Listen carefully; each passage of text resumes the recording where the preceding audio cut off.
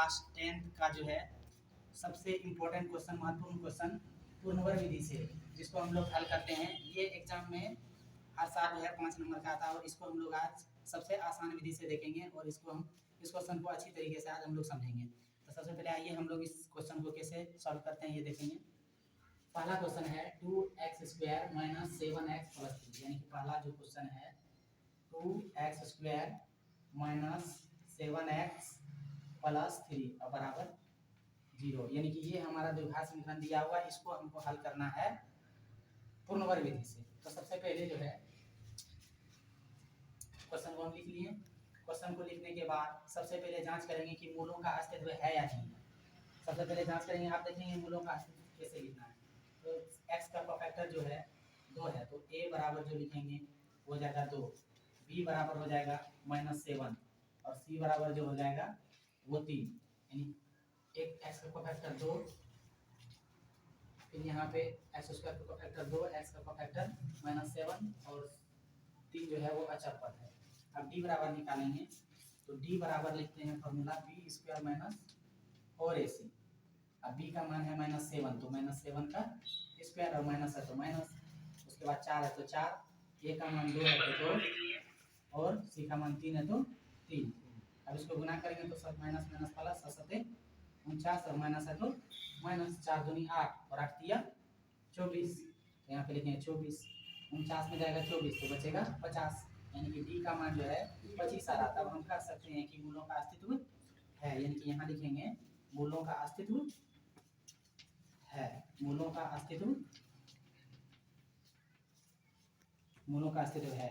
यदि d बराबर 0 और d बड़ा हो 0 से तब मूलों का अस्तित्व होगा, तब मूलों का अस्तित्व होगा। और यदि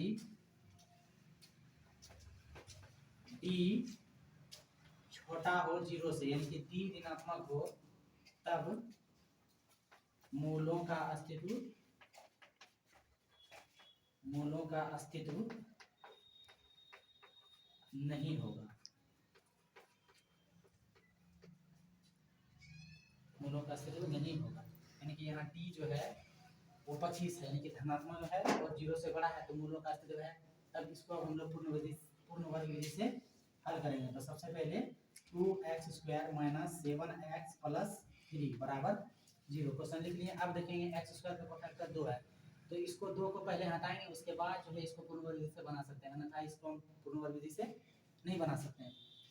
तो 2 को हटाएंगे कैसे, तो दोनों तरफ जो है 2 से भाग देंगे, दोनों तरफ 2 से भाग देने पर, 2 से भाग देने पर, यानी कि यहाँ है 2x², तो इसको लिखेंगे 2x² माइनस 7x प्लस 3 अब बटे, भाग देंगे तो लिखेंगे 2 अब बराबर यहाँ 0 बटे 2। अब इसको अलग अलग कर देंगे, 2x² बटे 2 अब माइनस 7x बटे 2 प्लस 3 बटे 2 अब बराबर 0 बटे 2, यानी कि किसी भी संख्या में 0, अगर जब 0 में किसी भी संख्या से भगा देंगे तो वो हमेशा 0 ही आता है। अब यहाँ पे ये 2 और ये 2 कट जाएगा, यहाँ नहीं कटेगा तो इसको लिखेंगे x² माइनस 7x बटे 2 प्लस 3 बटे 2। यहाँ पे इसको लिख लेंगे, इसको कटा देंगे तो x² माइनस 7x बटे 2 प्लस 3/2।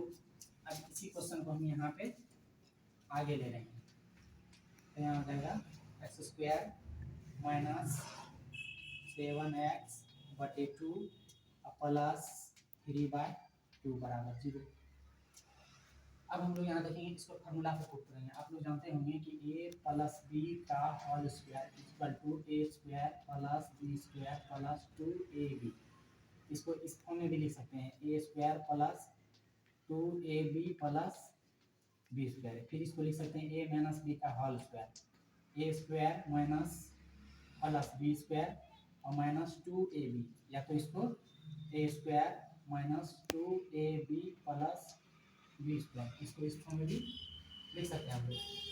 अब इसको जो यहाँ पे अगर माइनस रहेगा तो माइनस वाला फॉर्मूला पे बैठाना है, अगर प्लस रहेगा तो प्लस वाला फॉर्मूला पे बैठाना है, तो यहाँ पे माइनस है तो हम लोग माइनस वाला फॉर्मूला पे बैठाएंगे। तो यहाँ पे माइनस है तो हम माइनस वाला लगाएंगे, माइनस है तो माइनस फॉर्मूला से 2a का मान x है तो x रखेंगे, b का मान ऐसा रखना है कि -7/2 आ जाए, तो माइनस है तो माइनस है, ऊपर में x है तो x भी है। अब ये 2 को हटाना है 7 लाना, तो 7 रखेंगे, तो अब नीचे रखेंगे 4, यानी इससे कटेगा 2 बार में, तो नीचे बच जाएगा 2, और अगर गुना करेंगे तो 7x अब बटे 2 आ जाएगा, यानी कि हम 7/4 रख सकते हैं, यानी कि b का मान जो आ गया वो आ गया 7/4, और फिर माइनस है तो यहाँ फिर हो जाएगा प्लस 7/4 का होल स्क्वायर। अब उसके बाद ये एक्स्ट्रा हमारा हो गया 7/4, इसलिए इसको माइनस देके हम हटा सकते हैं, और फिर लास्ट में बचा है +3/2, तो लिखेंगे 3/2 बराबर 0।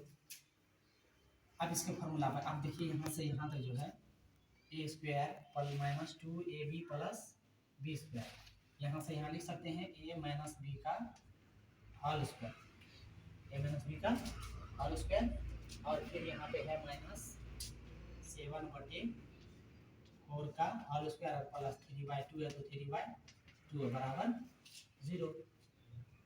अब यहाँ देखेंगे x -7/4 का होल स्क्वायर माइनस 7 का स्क्वायर 49, 4 का स्क्वायर 16 प्लस 3/2 3/2 बराबर 0। इसको लिख सकते हैं x -7/4 का माइनस, यानी कि यहाँ लिखेंगे x -7/4 का होल स्क्वायर बराबर 16 और 2 का लघुत्तम 16, 16 का 16 यानी कि 49, 2 8 16 यानी 8 24। अब इसको लिख सकते हैं x -7/4 का होल स्क्वायर और 49 में जाएगा 24, तो बचेगा 25/16। अब किसी भी संख्या का अगर इधर वर्ग है बराबर के उस तरफ अगर हम वर्ग को ले जाएंगे तो ये हमेशा रूट में बदल जाता है, तो यानी कि इसको लिख सकते हैं x -7/4 बराबर, यानी कि इसको लिख सकते हैं x -7/4 बराबर 25 का वर्गमूल 5 और 16 का वर्गमूल 4, 25 का वर्गमूल 5 हो गया, 16 का वर्गमूल 4 हो गया, यानी कि हम इसको लिख सकते हैं। और -5/4 और माइनस है तो यहाँ लिखेंगे +7/4, यानी कि इसको लिख सकते हैं 5 + 7/4, यानी कि यहाँ पे सबसे पहले लघुत्तम ले लेते हैं 4 +- 5 + 7/4, यानी कि एक बार प्लस में लिखेंगे और एक बार माइनस में लिखेंगे। अब उसके बाद 7 5 12/4